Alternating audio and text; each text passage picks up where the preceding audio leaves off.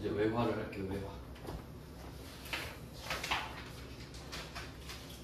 외화는 약간 좀 느낌이 그 통곡의 벽 막 이런 느낌인데 여기서 이제 슬슬 좀 나가 떨어지는, 이미 지금 그 절반이 나가 떨어졌습니다.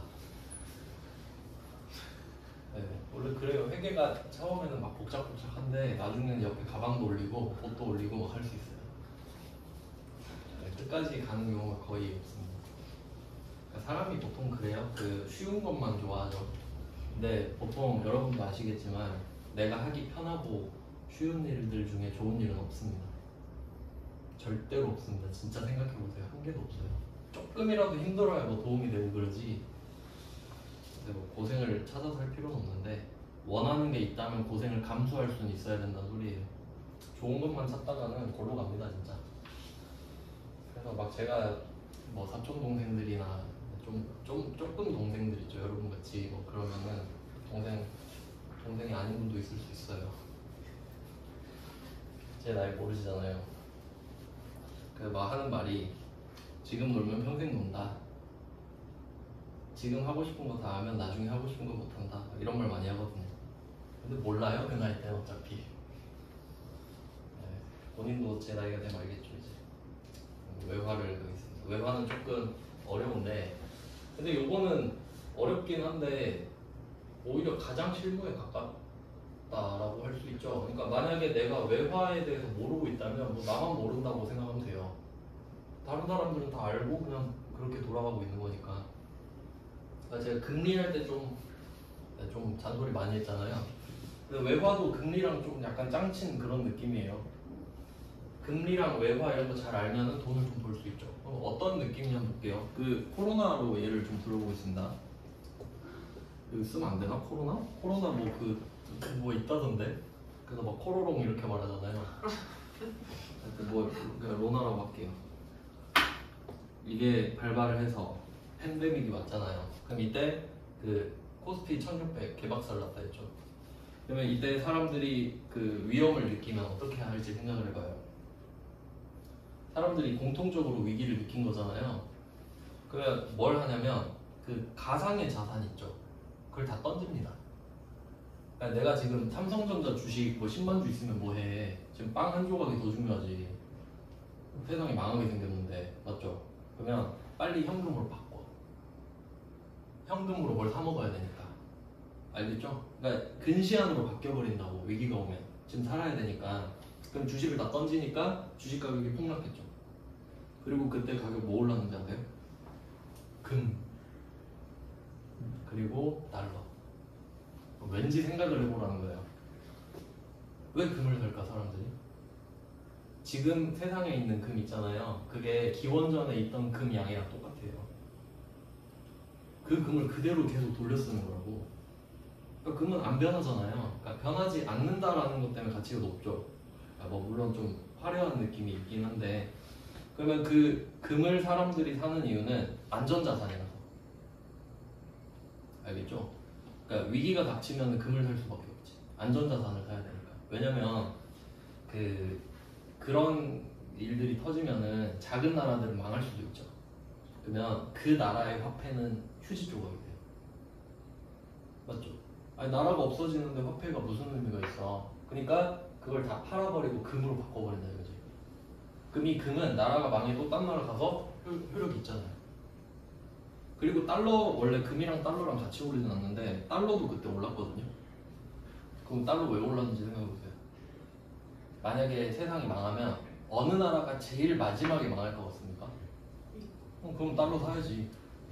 상식적이지 않나요? 그러니까 나도 한국 살면서 우리나라도 좋긴 한데 미국이 더 오래 살지 않을까? 그럼 원화를 외화로 바꾸지, 달러로. 그럼 달러 가격이 어떻게 되겠어요? 모르겠지. 처음에 마스크 가격 막 한 장에 5,000원 하고 그럴 때 있었죠. 왜? 많이 사니까. 그럼 달러는 왜 올랐겠어요? 많이 사니까 똑같은 거야.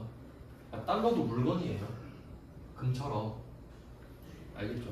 그러니까 이런 거를 알아야 되지 않겠나요? 그리고 저는 배팅을 할 거예요. 한 번 더 온다 해. 한 번 더 온다 해. 그러면 그때 오를 거 아니에요, 달러 가격이. 그러니까 그걸 노리는 사람은 지금 뭘 하고 있겠어요? 금을 천천히 사모으거나 달러를 계속 사모으고 있겠지. 그리고 그때 빵 터뜨리고 나는 한 건 하겠다 이렇게 생각할 수 있죠. 이해되세요? 그러니까 돈을 그렇게 벌어야지 쟤한테 월급 얼마 절대 못 모으죠 돈을. 그러니까 그 달러 금을 사모으려고 월급을 받는 거지. 그리고 한 건 하고 이제 끝 이렇게 돼야죠. 아시겠죠? 얼마나 중요한 건지. 그러니까 흐름을 읽어야 되는 거지. 그러니까 근시안적으로 바꾸면 안 돼요. 그래서 저는 그걸 깨달은 게 20대 후반인데 그 생각을 했거든요. 여기서 제가 제일 많이 받아본 게 세전 400인가 그래요. 근데 그때 수업을 12시간 했거든요. 사람이 할 짓이 아니잖아요. 건강 다 망가지고. 그래서 그때 느낀 게 그 원래 월급은 조금 줘야 됩니다. 딴 생각을 못 해야 되거든요. 그만둔 생각을 못 해야 되거든. 그러니까 그게 독재자라고 생각했어요. 그러니까 딱 먹고 살 만큼만 돈을 주고 일할 시간을 많이 해버려야 돼요. 솔직히 여러분 8시간이랑 지치죠. 그럼 집 가면 쉬어야 되죠. 딴 짓을 못 하죠. 근데 전 그래도 집 가서 공부하잖아요. 그래야 된다니까? 안 그러면 평생 쳇바퀴예요. 나 8시간 일했으니까 힘드니까 쉬어야지. 또 일하고 쉬어야지. 일하고 쉬어야지. 그러면 월급만 계속 받는 거죠. 근데 월급 올려줘요? 안 올려주지. 그러니까 쳇바퀴, 평생 쳇바퀴. 그러니까 이거를 나갈 수 있으면 그걸 깨는 거지. 근데 거기를 나갈 수 없으면 평생 거기만 보고 사는 거예요. 회사 출퇴근만 보고 사는 거예요. 그러니까 전 그걸 깨달은 순간 아, 이곳은 계략이다. 여길 나가야 된다. 이 생각을 한 거죠. 그러니까 이 회사가 안 좋아서라기보다는 구조적인 문제인 거죠. 그러니까 평생 이렇게 살 수는 없다라는 거죠. 근데 누구는 저보고 막 이제 와서 뭐 전문직 공부를 한다. 근데 저는 지금이 제일 빠른데 어떻게 해요? 해야지 뭐. 근데 어떻게 보면은 그런 말은 좀 의미가 없는 게 만약에 제가 아무리 오래 걸려서 40살이 돼서 뭐 세무사가 됐다고 해봐요. 40살이 아닌 사람보단 낫잖아요. 그렇죠. 근데 꼭 뭔가 빨리 돼야 될 것처럼 다들 말하는데 별로 의미 없는 것 같습니다. 남의 눈치 봐봤자 뭐 남이 껌 한 통 사주는 것도 아니고 그냥 내 생각 갖고 잘 살면 되는 것 같아요. 하여튼 외화도 금리만큼 중요하다. 금리의 영향을 받기도 하고 금리의 영향을 주기도 하고 뭐 그래요. 그래서 뭐 아까 기본적인 내용은 그렇게 설명을 좀 드렸고, 그러니까 외화는 좀 위기랑 관련이 있을 수도 있겠네요. 그러면 그 환율을 알아야겠죠? 외화하면 또 환율을 떼어낼 수가 없잖아요. 그럼 환율을 먼저 좀 배워봅시다. 저는 뭐 달러 살 돈 없어서 환율에 별로 관심 없는데 오늘의 환율을 한번 볼게요. 1320원이네요. 1320원. 근데 이게 또 재밌는 게 뭐냐면 그 환율이 네이버 치면 나오잖아요. 근데 아마 제가 알기로는 두 군데 맞다. 하나은행, 신한은행 이렇게 나와요. 좀 특이하지 않나요? 환율을 검색하는데 하나은행 거 볼래, 신한은행 거 볼래 이러는 거예요. 아니 환율은 한 개 아닌가 이렇게 생각할 수 있죠. 제가 그랬죠. 달러는 뭐라고? 물건이라고. 물건이라고. 그럼 얘네들이 사왔을 때 가격이 다르겠죠. 신한은행이랑 하나은행이랑 사왔을 때 다를 거 아니에요. 금액이. 그럼 팔 때 가격도 다르게 매기겠죠. 그럼 환율도 다른 거예요. 둘이. 이해됐죠? 그러니까 이거 금이랑 똑같이 생각하면 돼. 금도 살 때 팔 때 가격 다르죠. 딱 그 느낌. 근데 이거 되게 상식에 도움이 많이 되는 거예요. 환율은 교환 비율입니다. 교환 비율. 그러니까 영어로 익스체인지 이렇게 돼 있잖아요. 교환하는 거니까. 그러면 그 경제 뉴스 같은 거 보면은 그거 알려주죠. 환율 알려주고 원달러 환율 알려주고 코스피 지수 알려주고 코스닥 지수 알려줍니다. 맨날 알려줍니다 이거를. 그럼 환율이 중요하다는 소리죠. 그럼 지금 1320원인데 100원 단위로 끊어볼게요. 그냥 달러 1달러가 있고 이게 뭐 1200원 1100원 1300원.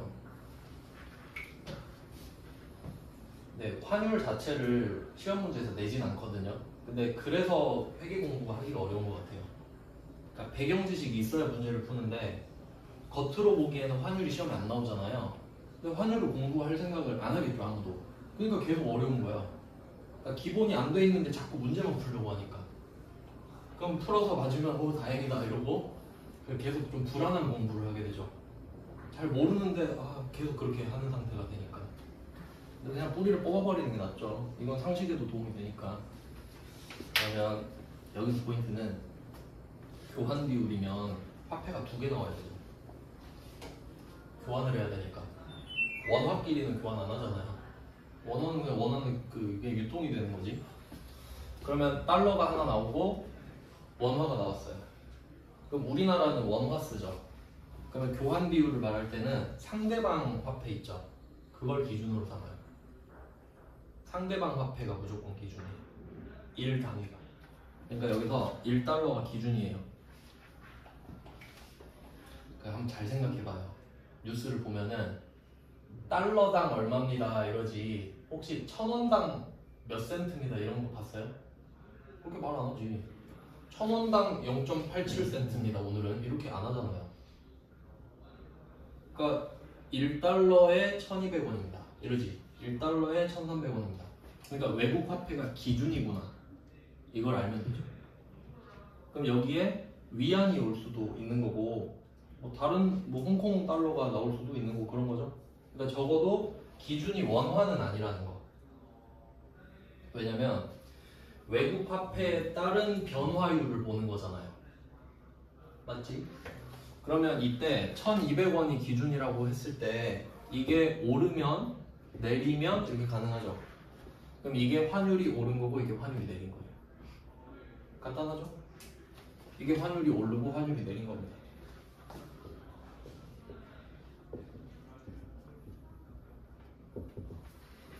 자, 근데 요거는 표면적인 내용이에요. 표면적인 내용. 그냥 오른 거잖아요. 내린 거잖아요. 근데 이제 실제 의미를 아셔야 돼요. 그러니까 요거는 이 정도 알면 문제만 풀 수 있고 실제 여러분이 뭐 투자를 한다거나 좀 돌아가는 내용을 이해하고 싶다 그러면은 실질 의미를 파악해야 되거든요. 그러면 지금 1달러를 마스크라 생각하면 돼요. 마스크가 1,200원이었거든요. 그럼 1,300원 냈어요. 왜 올랐죠? 수요가 많으니까. 지도 사고 얘도 사고 쟤도 산다 그래. 그럼 100원 올려볼까? 이렇게 되죠. 산다는 사람이 많으니까. 그럼 달러도 1,200원에 산다는 사람이 널린 거야. 그럼 가격 한번 올려볼까? 그래도 사네? 그럼 또 올리겠죠. 계속 올라가요. 그래서 이렇게 환율이 올라간 겁니다. 그러면 이때 각각 돈의 가치가 있잖아요. 그러면 마스크는 똑같다고 했을 때, 아니, 달러가 똑같다고 했을 때 우리나라 돈의 가치는 어떻게 된 걸지 생각을 해볼게요. 1,200원이었다 1,300원. 그러니까 어제는 이 1달러 하나 사려면 1,200원 줬거든요. 어제 1,200원 주고 샀어요. 근데 오늘 가서 또 살 거예요. 저 1달러 사러 왔어요. 1,200원 드리면 되죠? 그러니까 오늘은 1,300원인데요? 이렇게 된 거지. 그럼 이때 우리나라 돈 가치는 떨어진 겁니다. 어제는 1,200원이면 충분했거든요. 근데 오늘은 1,300개를 달라는 거지. 어제는 1,200개만 주면 됐거든요. 근데 오늘은 1,300개 줘야 되잖아요. 같은 물건을 사는데. 그럼 더 많이 필요해진 거면 밀도가 더 약간 좀 안 좋아진 거잖아요. 밀도 낮아진 거잖아요. 그러니까 환율이 올랐다는 거는 우리 돈 가치가 떨어진 겁니다. 맞죠? 상대적으로 달러의 가치는 올라간 거고. 이렇게까지 해석하면 제일 좋고. 근데 시험 문제에서 그 실질적 의미를 내진 않아요. 근데 참고는 하셔야 된다는 거지.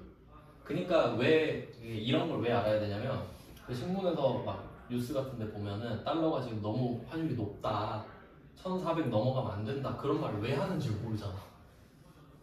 그냥 그런가 보네 하고 그렇게 되는데 안 되죠. 너무 높아지면 우리나라 돈 가치가 너무 낮아 보이잖아요. 그러니까 체면이 상한다 이거지. 실제로 위험하기도 하고요. 그래서 이런 게 되게 중요해요. 그게 실제로. 그래서 그 우리나라가 지금 하는 게 어떤 게 있냐면 금리랑 이어지는 건데 미국이 금리를 엄청 높였잖아요. 자이언트 스텝 이런 거 들어보셨어요? 그러니까 금리를 원래 동결을 하거나 0.25씩 올려요. 그러니까 4분의 1씩 올려요. 퍼센테이지를 0.25를 올리거나 0.25를 내리거든요. 근데 0.75를 올려버린 거야 한 번에. 그리고 그걸 3번인가 계속 막 했죠. 계속 했어요. 그러니까 금리가 확 올랐잖아요. 그럼 미국이 금리를 올리니까 우리나라 어떻게 했는지 아세요? 따라갔죠.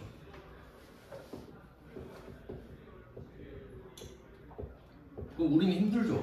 그러니까 잘 생각해봐요. 금리가 높아지면 우리가 좋은가? 전 안 좋아요. 그럼 여러분도 그렇게 좋진 않죠. 그러니까 여러분 막 10억 있으면 좋겠지.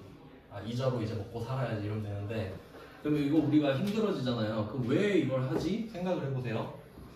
한국 사람도 돈이 있고 미국 사람도 돈이 있어요. 그러면 미국 금리가 높아지면 한국 금리가 상대적으로 낮아지잖아요. 그럼 투자를 어느 나라에 하겠어요? 미국에 하겠지. 그럼 원화를 뭘로 바꿔요? 그럼 달러로 바꾸지. 그럼 달러 가격 어떻게 돼요? 올라가잖아. 그럼 어떻게 해야 돼? 울면서? 나도 같이 가 이러고 울면서 가야지 그냥. 환율이 너무 높아지면 안 되니까 1,600원, 1,700원 되면 어떻게 해요? 안 되겠지 그럼. 그럼 여러분 미국 여행 못 가요. 1달러 1,200원인데 1,700원 돼버렸어. 그럼 엄두가 안 난다니까? 이해되세요? 그러니까 이게 다 금리랑 엄청나게 중요한 거예요. 알겠죠? 대충 그러니까 흐름은 알고 살아야지. 흐름은.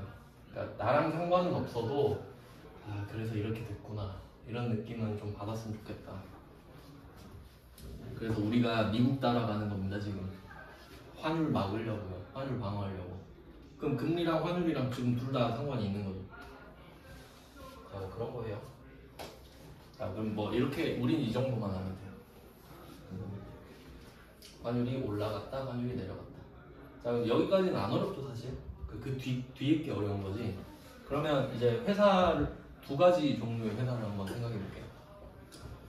제조회사. 그 뭐 삼성전자 같은 SK 하이닉스나 삼성전자 같이 만들어서 수출하는 회사 있죠. 수출하는 회사. 그러면 그 회사들은 물건을 팔잖아요. 해외에다가. 그러면 이 회사들이 환율이 오르면 좋을까? 내리면 좋을까? 생각해 볼게요. 오늘 물건을 배에다 실었어요. 배에다 실었어요. 오늘 환율이 1,200원이에요. 그럼 환율이 바뀌잖아요. 그러면 얘네들이 돈을 받을 때 배에다 실을 땐 1,200원이었거든요. 근데 돈을 받을 때 1,300원이면 좋겠어요? 1,100원이면 좋겠어요? 1,300원인 게 좋지. 그렇지 않아요? 그러니까 물건을 팔기로 했을 땐 1,200원이었거든요. 근데 돈 받을 때 1,300원 입금되면 좋지 않아요? 1,100원 입금되면 안 좋겠지. 당연한 거잖아요. 근데 여기서 그럼 이 생각이 들 거예요.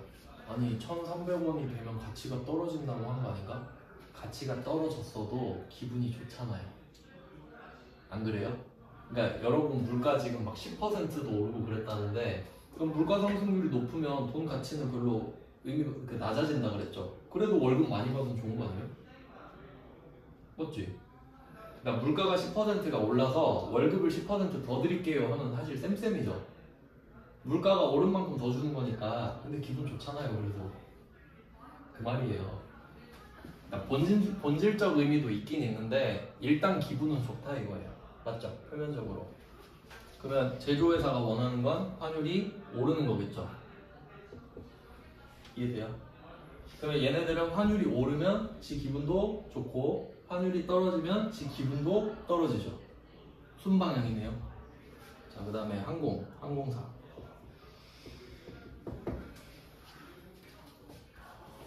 그때 1600대 그 항공사 주식도 다 개박살 났었는데 제 친구는 뭐 제주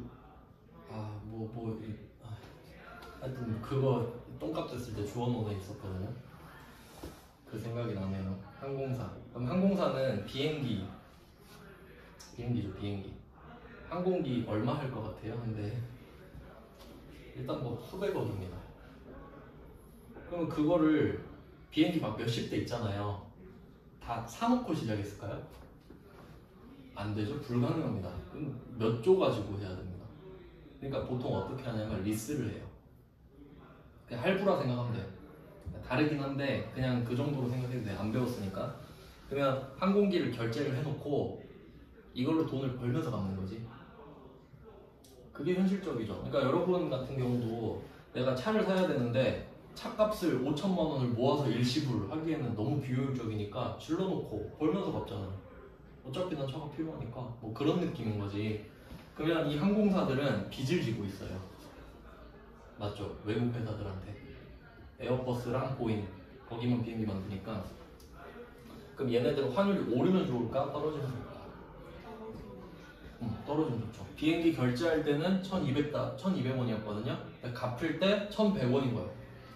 기분 좋죠. 근데 1200원에 계약을 했는데 갚을 때 보니까 1300원이야. 기분 안 좋죠. 그래서 얘는 환율이 내려갔으면 좋겠다라고 생각할 거예요. 이거 가지고 막 몇 천억씩 왔다 갔다 해요. 환율만 가지고도. 금액이 너무 크니까. 자, 요렇게 이해를 하시면 됩니다. 그러니까 제조회사는 자산을 갖고 있는 거잖아요. 채권. 근데 항공사는 채무를 갖고 있으니까 방향이 반대죠. 이 정도 이해할 수 있죠? 실제로 이 정도만 알면 우리 문제를 풀어요. 네, 그럼 이렇게 되는데, 그리고 이제 환율에 대해서 조금 더 알아야 된다고 생각을 하는데, 저는 좀 그 문제가 차라리 좀 어렵게 나왔으면 좋겠다고 생각을 해요. 왜냐면 이게 아까도 말씀드렸는데 기본 지식이 바탕이 돼야 문제를 푸는데 시험에 안 나왔기 때문에 설명을 못하는 부분이 많거든요. 근데 요새는 조금 어려워지는 추세다 보니까, 어려워진다기보다는 그 제가 가르치는 방식이 좀 맞다고 해야 되나? 그러니까 옛날에는 암기였거든요.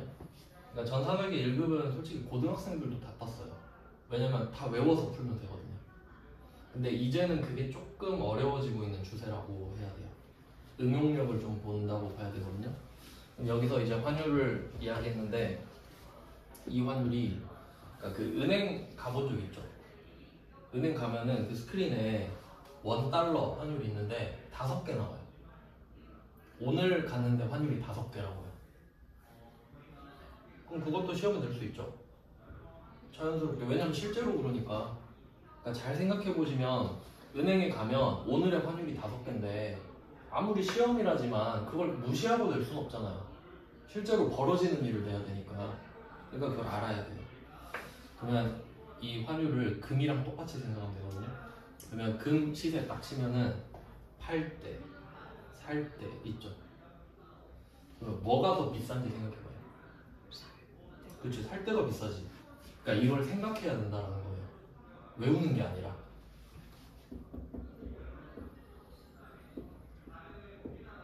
자, 금 시세가 살 때가 당연히 더 비싸죠.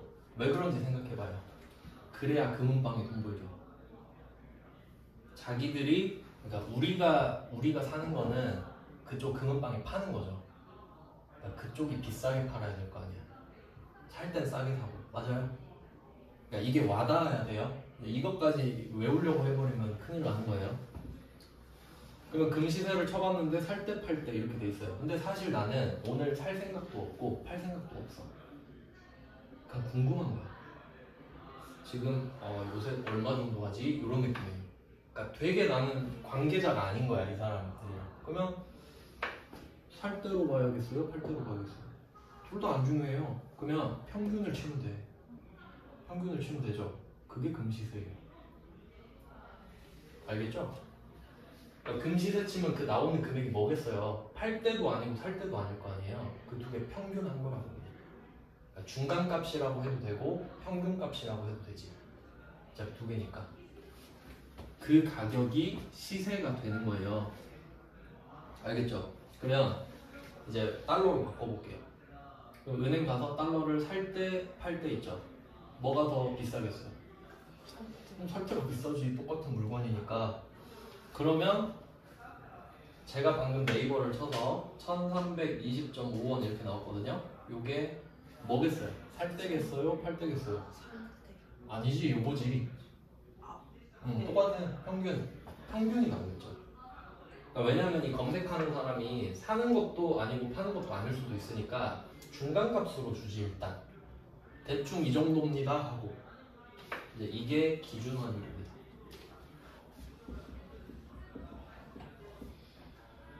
기준 환율을 들어봤죠? 말 그대로 기준이 되는 환율 아니에요? 그러면 살 때 환율을 기준으로 하는 것도 좀 이상하고 팔 때를 기준 환율로 하는 것도 좀 이상하잖아요. 그럼 평균 치면 되지. 근데 제가 환율 5개 있다 그랬죠. 그럼 3개는 해결된 거 아시겠죠? 그럼 그 2개는 뭐냐면 여러분이 달러를 살 때랑 팔 때에 진짜 달러를 주고 팔고 진짜 달러를 살 때가 있죠. 그리고 이럴 때도 있어요. 내가 원화를 갖고 가가지고 그러니까 뭐 우리 엄마가 미국에 있는데 거기 송금만 해주세요. 이럴 때도 있죠. 그러면 은행 입장에서 뭐가 더 부담스러울지 생각해봐요. 내가 원화 들고 가가지고 2,000원 들고 가가지고 1달러 주세요. 이거랑 저기 엄마 계좌에 1달러 송금해주세요. 이거랑 뭐가 더 부담스러울지 생각해봐요. 1달러를 꺼내서 주는 게 더 부담스러워요. 왜냐면 여러분 그 계좌 있잖아요. 계좌 숫자. 은행이 돈 빌려줄 때 계좌 내가 1억을 빌리는데 그냥 계좌이체 해주면은 1억 띡 찍어주면 끝나죠. 근데 내가 가갖고 현금으로 주세요. 하면 번거롭잖아. 걔네들이 1억을 구해와야 되니까. 실제로 은행은 그 자기가 전산상에 있는 금액의 한 8%그 정도밖에 안 갖고 있습니다. 그 지급준비율이라고 하는데 왜냐면 실제로 돈을 달라고 하는 사람이 없으니까. 이해돼요?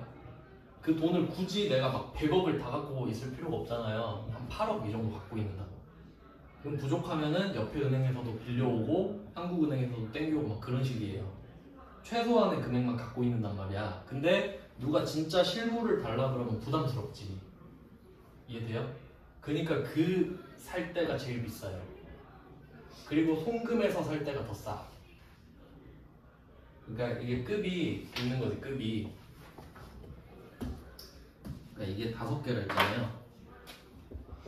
그러니까 맨 위에 있는 거는 실물을 살 때, 1달러 종이 받을 때 이게 제일 비싸고요. 그 다음 살 때는 송금. 요건 전산상으로만 쏴주면 되잖아. 그러니까 부담이 적죠. 그러니까 조금 싸게 받아. 걔네도 장사꾼이에요. 은행도 기업입니다. 그러니까 수수료를 이렇게 매긴다. 그러면 얘도 똑같겠죠.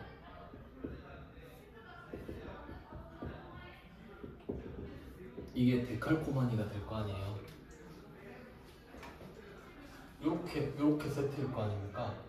근데 송금끼리 평균을 한 거랑 살 때 팔 때랑 평균을 한 거랑 똑같죠? 똑같아요.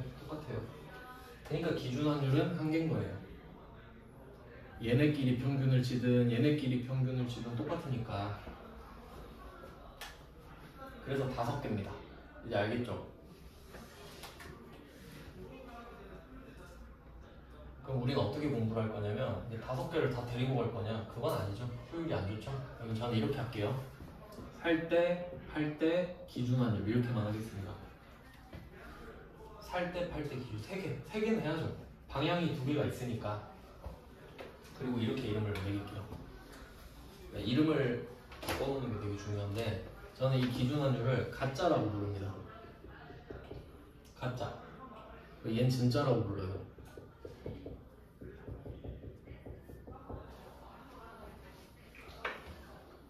그리고 한번 생각해보세요. 이름을 왜 이렇게 붙였는지. 내가 오늘 달러를 삽니다. 달러를 팝니다. 진짜 거래하죠. 그럼 진짜 환율 써야 돼요. 근데 오늘 내가 거래를 안 해. 그냥 궁금해. 오늘 얼마지? 검색. 그럼 거래 안 하죠. 그럼 가짜. 이 환율 가짜잖아요. 네이버에 뜬 거. 실제로 이 환율로 거래를 아무도 안 하잖아요.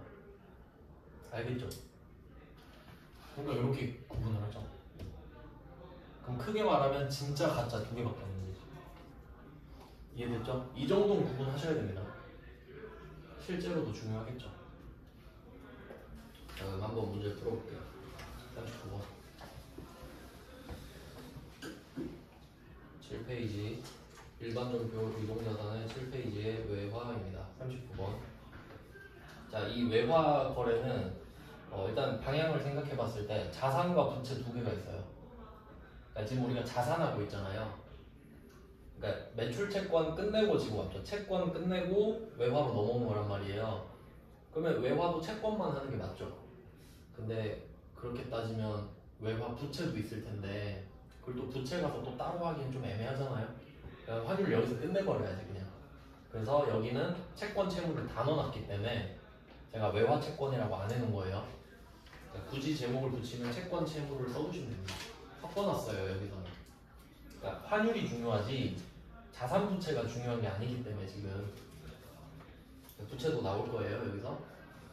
일단 그걸 아셔야 돼요. 자산과 부채가 다 있다. 그 다음에 또 생각해야 될 게 뭐 있냐면 이게 거래 순서가 있잖아요. 그 단기매매증권 기억나세요? 단기매매증권 취득하고 평가하고 처분했던 거. 그럼 얘도 약간 그런 느낌이에요.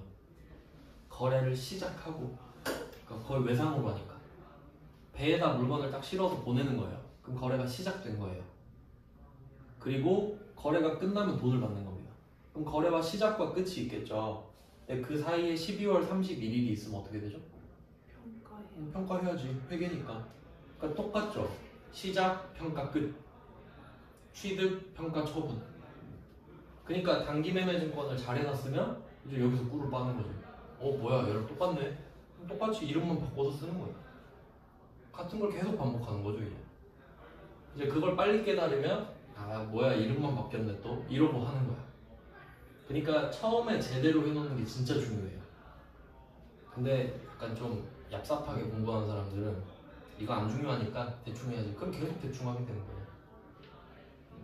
똑같은 건데 앞에서 제대로 한 적이 없어. 그럼 이걸 어떻게 제대로 하겠냐고요.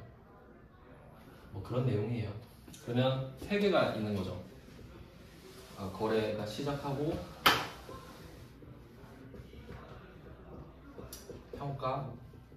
평가는 또 할 수도 있고 안 할 수도 있겠죠.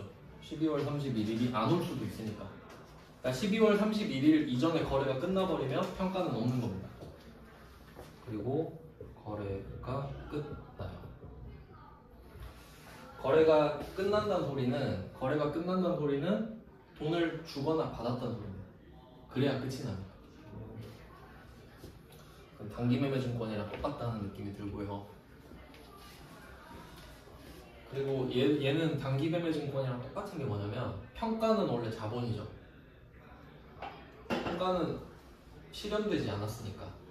근데 얘는 평가를 수익 비용으로 잡아요.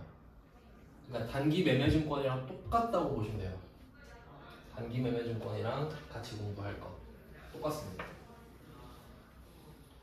자, 그리고 여기서는 주식보다 조금 더 어려워요. 왜냐면 그 단기매매증권은 자산이잖아요. 그러니까 오르거나 내리거나 밖에 없거든요. 근데 자산도 있고 부채도 있죠. 투트랙으로 가잖아요. 자산은 올라야 좋고 떨어지면 안 좋고, 부채는 오르면 안 좋고 떨어지면 좋고, 라인이 두 개로 나눠져 있다는 걸 또 아셔야 돼요. 그러니까 이 두 개로 가는 거예요. 두 개로. 자산일 때, 부채일 때 이렇게 생각해야 되니까. 근데 단기매매증권은 자산이잖아요. 그러니까 걔는 하나지. 근데 그거 해놨으면 여기 부채만 얹으면 된다 이거예요. 그리고 또 어려운 이유. 단기매매증권은 시세가 하나죠. 그 시세대로 거래를 하잖아요. 살 때 팔 때가 다른 게 아니잖아요. 얘는 다르지. 그러니까 얘는 진짜 가짜까지 따져야 되죠. 그러니까 어떻게 복잡한지를 분석하면 돼요. 그러니까 똑같다고 그랬잖아요. 단기매매증권이랑 시작, 평가, 끝. 이건 똑같네. 네, 얘는 자산 부채가 있으니까 2배 냈다. 일단 2배. 거기다가 진짜 가짜 환율이 또 있네. 그럼 그걸 고려해야겠다라고 생각을 하고 시작해야죠. 되는 대로 하는 게 아니라. 일단 분석 끝났습니다. 차이점. 그러니까 자산 부채가 추가됐고 진짜 가짜가 추가된 거죠. 훨씬 더 복잡해졌어요. 자, 그럼 문제를 보겠습니다. 그럼 시작부터 한번 생각해 볼까요? 이게 그 두 가지밖에 없어요. 그 자산으로 치면 내가 수출을 하는 거예요. 그 외상 매출. 외상 매출이 있을 수 있고, 두 번째는 돈을 빌려주는 겁니다. 그래서 채권이 생기거든요. 그러면 내가 매출을 한 거랑 대여를 한 거랑 두 개밖에 없어요. 자산이면. 이렇게 있죠. 이걸 왜 알려드리냐면, 다 생각해보세요. 진짜 가짜 환율이 있거든요. 그러면 거래를 시작할 때 내가 배에다 물건을 실어서 보내줄 때, 그 다음에 대여를 해줄 때거든요. 그럼 이때 환율을 어떤 환율을 쓰냐 이걸 생각해보려고. 이런 게 아웃풋이죠. 이거 안 하면 아무 의미 없다고요. 생각을 해서 내 걸로 만들어야 돼요. 그러면 매출을 했어요. 배에다 물건을 실은 거야.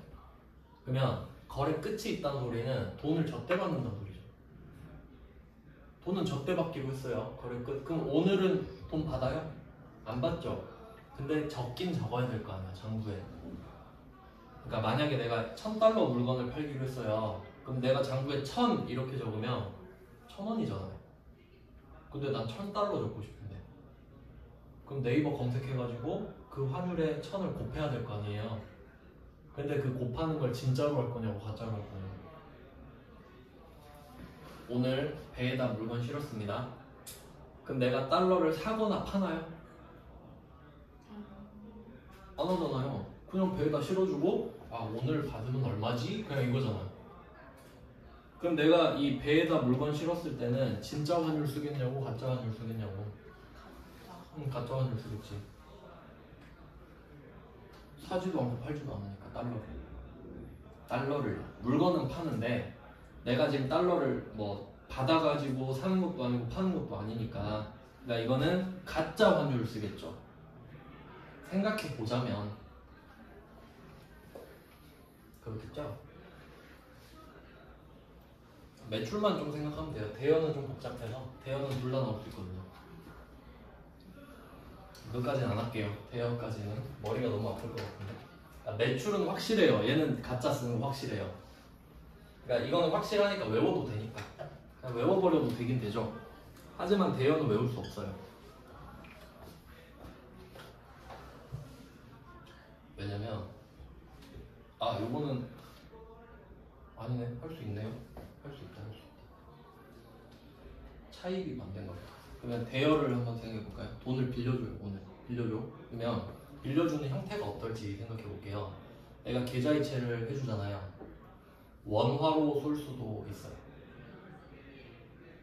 그러니까 돈을 빌려주는데 미국 사람한테 돈을 빌려줘요. 그럼 내가 원화로 쏴버릴 수도 있다고. 맞죠?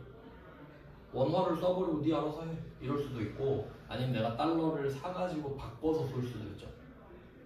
좀 복잡하잖아. 그래서 대여는 이건 내지 않을 거라고 생각을 해서 매출만 할게요. 어차피 나오는 건 매출이니까. 그럼 이제 문제를 보는 거예요. 39번. 이것도 해야지. 평가랑 거래 끝도 볼게요. 평가는 12월 31일 환율로 바꿔서 계산하는 거거든요. 그럼 12월 31일은 그냥 내가 정한 기준이죠. 그냥 이날에 돈을 받지도 주지도 않는단 말이죠. 가짜. 평가는 무조건 가짜죠. 무조건입니다.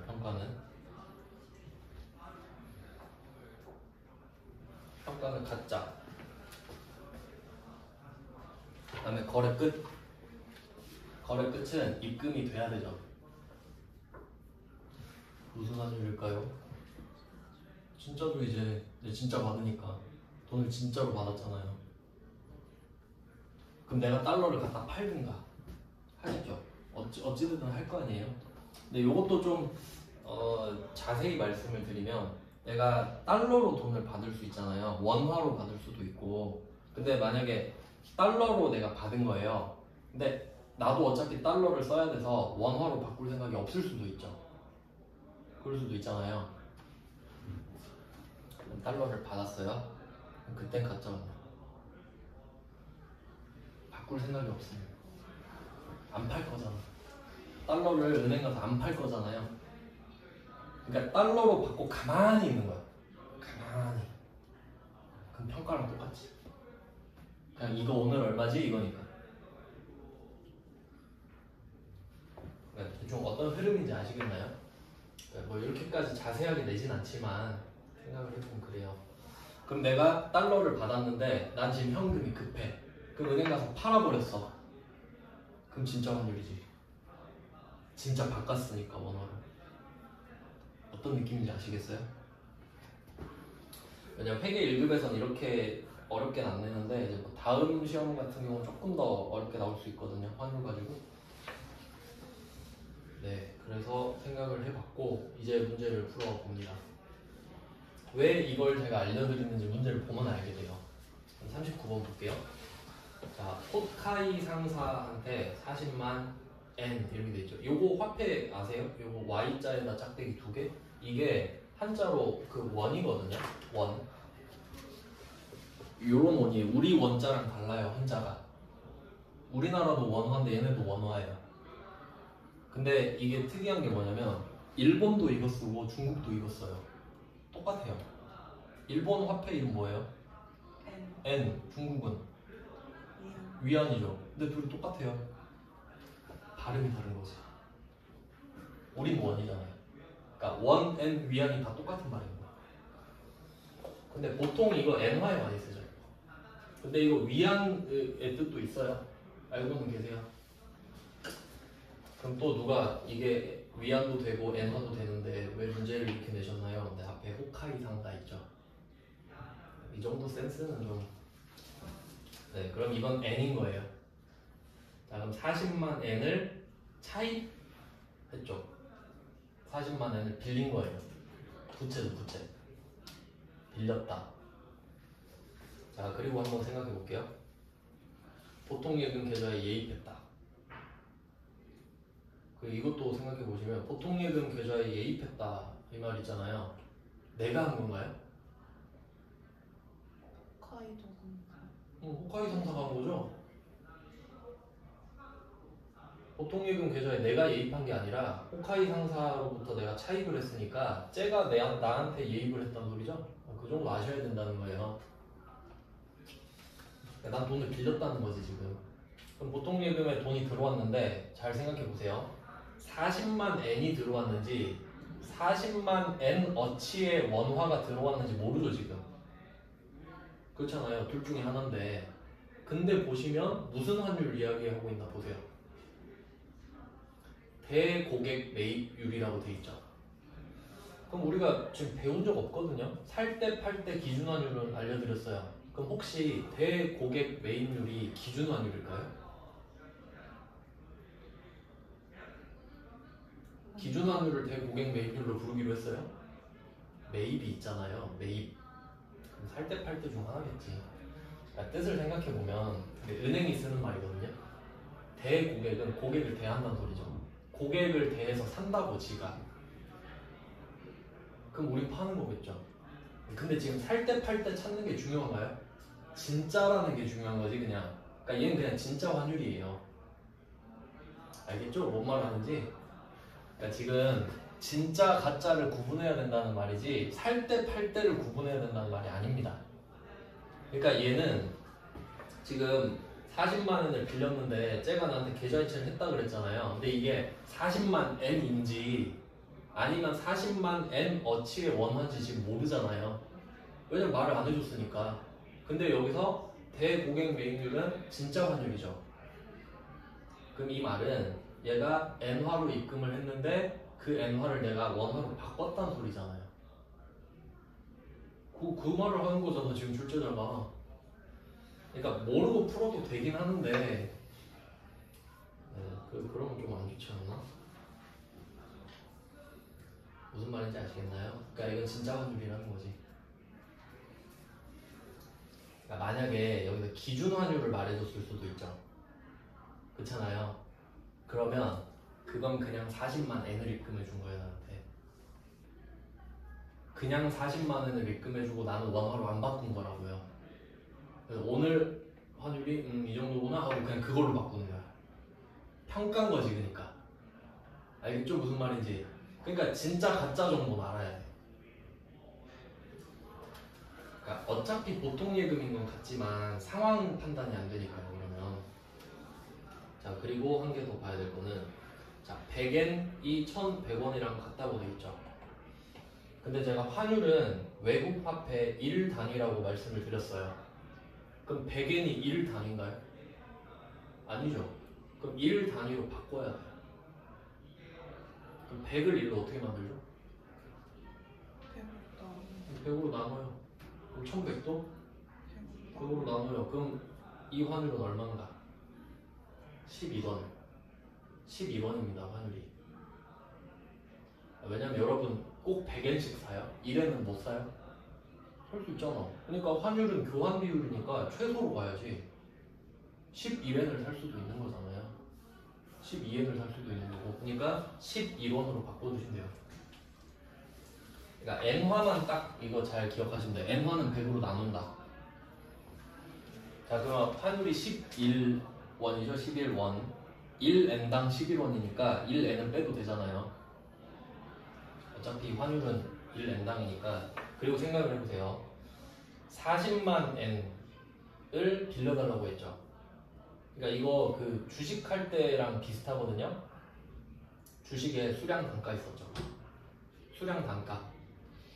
그러니까 얼마짜리 몇 개 샀다 이거 있었잖아요. 그럼 이걸 이렇게 생각해 보세요. 지금 이 주식이 11원짜리예요. 11원짜리 주식을 40만 개 산 거예요. 그렇게 생각해도 되죠. 왜냐면 이 환율이 바뀔 수도 있잖아요. 가격이 바뀔 수도 있잖아. 근데 40만 엔은 바뀌나요? 안 바뀌잖아. 그러니까 40만 엔을 수량이라는 개념으로 생각해도 되고, 그리고 환율은 바뀌니까 가격의 개념이라 생각해도 되지. 그러니까 지금 11원짜리 주식을 40만 개 산 거라고요. 그럼 얼마냐고? 그럼 440인데? 440인데 11이니까 맞죠? 440만 원. 그러니까 우린 440만 원을 받은 거지 실제로. 맞죠? 진짜 환율을 써서 바꿨으니까. 쟤는 사고 난 팔았으니까. 맞아요? 그러니까 일단 한 문제는 제대로 풀어야 된다. 이렇게 무슨 상황인지는 알겠죠? 어떻게 돌아가는지. 그러니까 이제 괴리가 좀 느껴지시나요?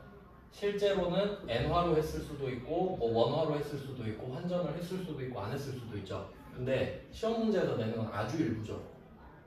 그러니까 이것만 풀어가지고는 실제로 가서 대응을 못 할 수도 있다라는 거예요. 그러니까 좀 제대로 알아놓자 이거죠. 그러면 답을 한번 적어볼까요? 얘는 지금 거래 시작인데 진짜 환율을 쓰는 경우죠. 그러니까 대여에 대응하는 개념이잖아요.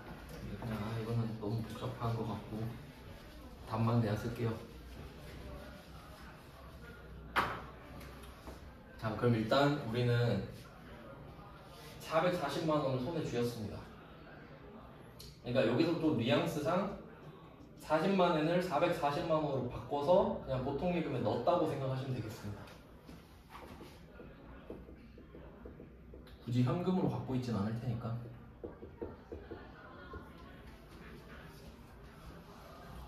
이게 뭐 좀 지적을 하자면 한도 끝도 없긴 한데, 그러니까 정확히 말하면 지금 대고객 매입률을 말해줬으면 이걸 현금으로 바꿨는지 보통 예금에 다시 넣었는지도 말을 해줘야 맞거든요.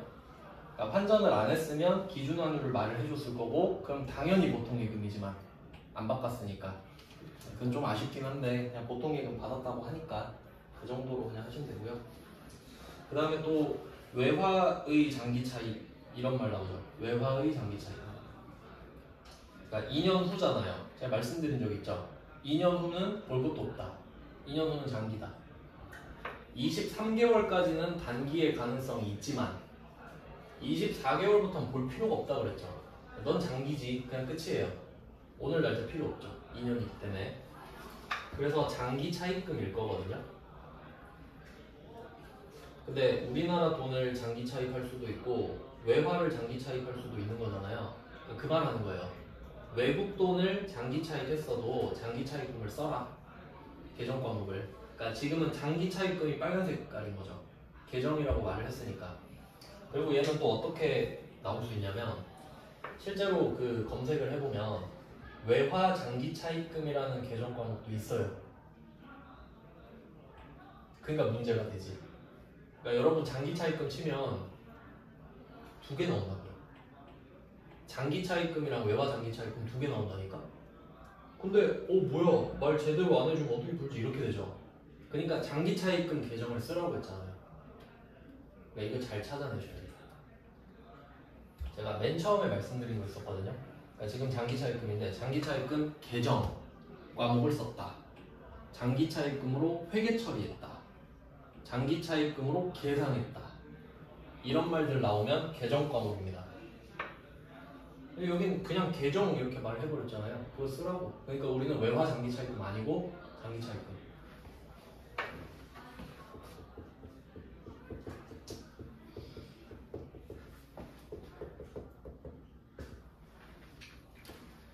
실제로 이걸 중요하게 생각하는 회사는 외화 장기 차입금을 쓸 겁니다. 근데 뭐가 중요해요? 어차피 갚을 건데 하는 회사는 그냥 장기 차입금이죠.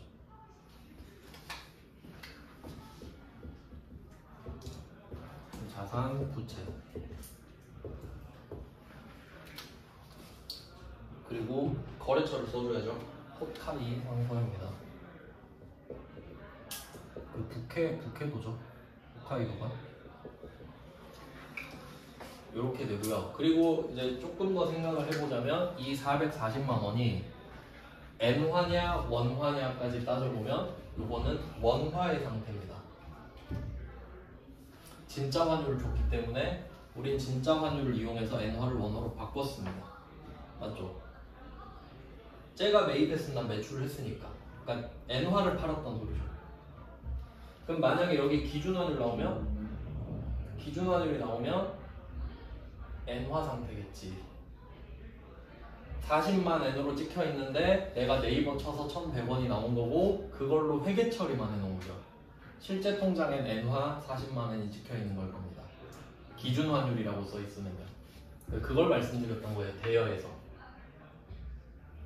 대여랑 차입이랑 그냥 안 되니까. 모르겠으면 그냥 생각 안 해도 돼요. 그냥 문제 쭉 풀고 이것만 필요하다 그것만 골라 잡으셔도 돼요. 그냥 저는 일단 알려드리고 싶어서 알려드리는 건데 지금 너무 복잡할 필요 없어요. 그러니까 내일 그냥 쭉 풀어보고 또 별거 아니거든요. 그러니까 의외로 필요한 게 별로 없긴 해요. 근데 39번 문제가 애매해서 그냥 설명해드린 거예요. 왜냐면 거래를 시작하는 문제가 얘밖에 없거든요. 그냥 어쩔 수 없이. 오늘은 이렇고 내일은 이제 문제풀이 위주로 좀 보겠습니다. 오늘은 설명만 했고요. 내일 환율을 아예 딱 끝낼게요. 네, 고생하셨습니다.